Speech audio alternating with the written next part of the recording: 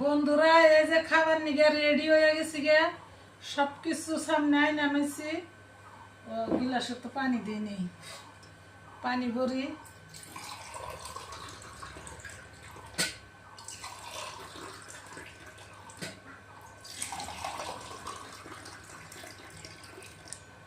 এই যে পানি দিলাম, তারপরে এখন ভাত বাড়মু। তা বলে আঙ্গ বাবু বলে ভাত খাবো না। এখন কিন্তু দুপুরে আমরা এই যে ভাত খাবার নিগে রেডি হয়েছি। থালির মধ্যে পানি আছে, ফালাই দিলাম। তারপরে আমি ভাত বাড়ি, তাহলে আমি তাহলে একলাই খামো।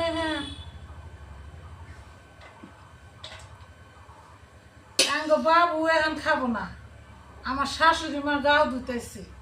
আমার তো এখন খিদাই নাকছে, এখন কি করবো বন্ধুরা, আমরা কোনছে।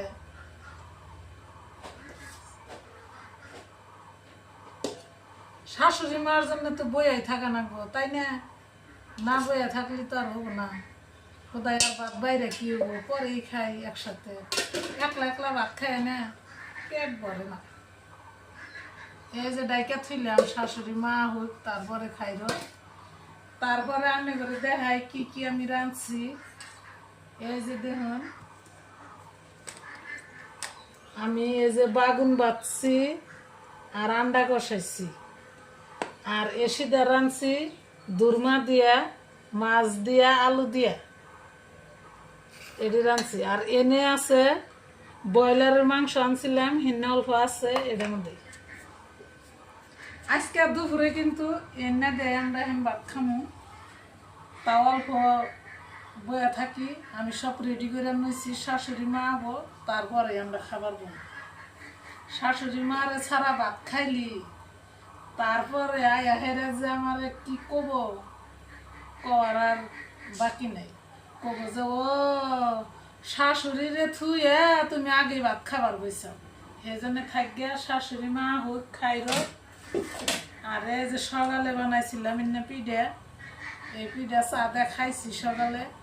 সকালে আমার শাশুড়ি মা ভাত খানা আর আঙ্গ বাবু ভাত খানা, স্কুলে জায়গা তো চা খাইয়া এনে বানাইছিলাম। এই যে